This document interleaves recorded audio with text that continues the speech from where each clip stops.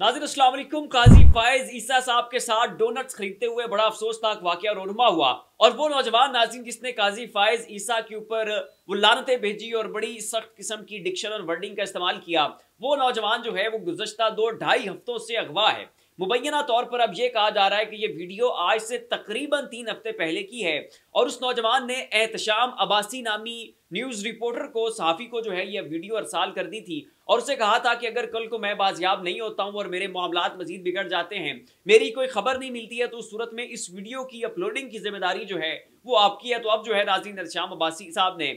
As per commitment जो है उस वीडियो को रिलीज कर दिया और सोशल मीडिया के ऊपर इस वक्त एक अलग ही किस्म की बहस शुरू हो चुकी है। कुछ लोग जो हैं अब वो फायज ईसा के साथ हुए इस वाक़े की मजम्मत कर रहे हैं, कुछ लोग जो हैं वो फायज ईसा के साथ उस वाक़े की, उस नौजवान को खिराज तहसीन पेश कर रहे हैं, खिराज अकीदत पेश कर रहे हैं कि उस नौजवान ने बड़ी बहादुरी का मुजाहरा किया। अब ऐसे में नाज़रीन तहरीक इंसाफ जो है वो भी उस नौजवान के दिफा में आ चुकी है और उसको भरपूर तरह से सपोर्ट करने का तहरीक इंसाफ की जानिब से ऐलान किया जा चुका है। शहबाज गिल साहब ने नाज़रीन इस मामले के ऊपर ट्वीट किया है और वो कहते हैं कि अगर बेकरी ने मुलाजिम को फारिग किया तो इंशाअल्लाह इस मुलाजिम की नौकरी की जिम्मेदारी हमारे जिम्मे है, तनहा नहीं छोड़ा जाएगा। अगर केस बनाया गया तो वकला की टीम भी मुहैया की जाएगी और बेकरी से गुजारिश है कि काजी साहब के रिटायर होने पर लानत डोनट्स के नाम से एक डोनट जरूर लॉन्च करें।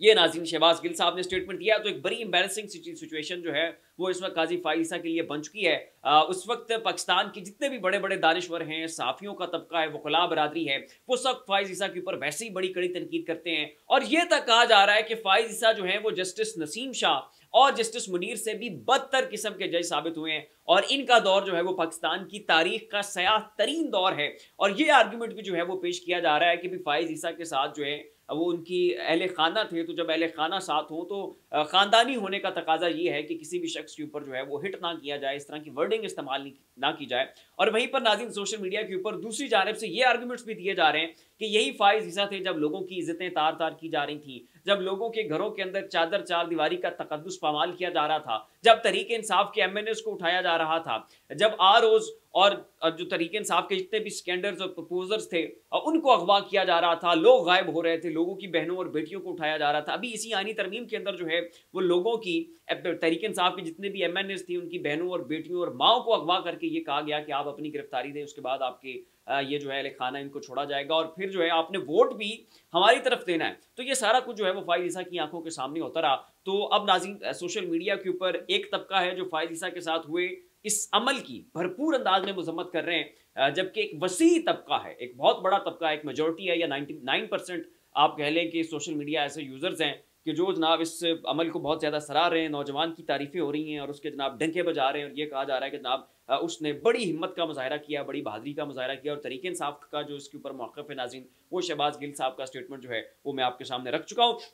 अब नाज़रीन इस वक्त पूरे पाकिस्तान की नजरें जो हैं वो सुप्रीम कोर्ट के ऊपर लगी हुई हैं और सुप्रीम कोर्ट के अंदर 30 सितंबर को 63A का केस जो है वो समाअत के लिए मुकर्रर हो चुका है और उसमें काजी फायज ईसा ज़ाहिर है अब इस वक्त उनके पास वीटो पावर है सुप्रीम कोर्ट में, वो ऑल इन वन है और सारा इख्तियार जो है इस वक्त उनके पास मौजूद है और अपनी मर्जी के बेंचेस जो हैं वो बैठकर वहां पर बना रहे हैं। जस्टिस मुनीब अख्तर को वो पहले ही फारिग कर चुके हैं। अब नाज़रीन जो 63A का केस है उसके ऊपर उन्होंने अपने हम ख्याल जजेस का जो है वो बेंच बना लिया है और गालिब इम्कान यही है, बल्कि आप यूँ कह लें कि 100% इम्कान यही है कि ये फैसला जो है ये हुकूमत के हक में आएगा। 63A जो है इसमें अमेंडमेंट कर दी जाएगी और हुकूमत को और तमाम तर जो पार्लियामेंटेरियंस हैं उनको ये इख्तियार दे दिया जाएगा कि आप पार्टी की पॉलिसी को वायलेट करके कहीं पे भी वोट कर सकते हैं, आपका वोट जो है वो काउंट हो जाएगा लेकिन आप डिस्क्वालीफाई हो जाएंगे। तो ये एक ऐसा चोर रास्ता है कि जिसके लिए नजरें सुप्रीम कोर्ट के ऊपर जमाई जा रही हैं कि हॉर्स ट्रेडिंग को रोका जा सके, फ्लोर क्रॉसिंग को रोका जा सके। लेकिन अब नाज़रीन आप पाकिस्तान की किस्मत देखें और पाकिस्तान में आइन और कानून की पामाली का आलम देखें कि चीफ जस्टिस ऑफ पाकिस्तान जो कि पाकिस्तान के अंदर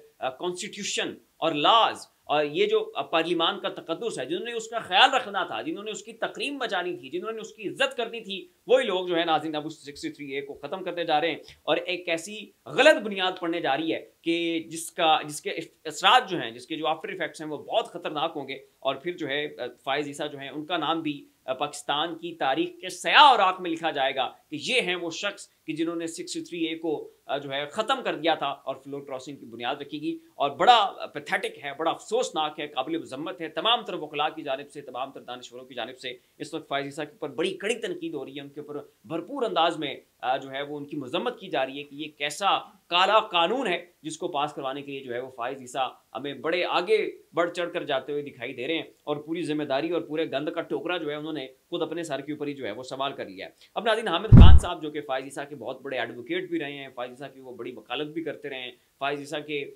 जो हकूक़ हैं उनकी जंग भी लड़ते रहे हैं। अब नाज़रीन, हामिद खान साहब जो है माजी में फाइज ईसा के ऊपर बड़ी खुले अंदाज में तनकीद भी कर चुके हैं, इन्हें पाकिस्तान का बदतरीन चीफ जस्टिस भी करार दे चुके हैं। और अब नाज़रीन, हामिद खान साहब का ये तक कहना है कि हमें रजिस्ट्रार ने ये कहा है, सुप्रीम कोर्ट के रजिस्ट्रार ने, कि अगर हमने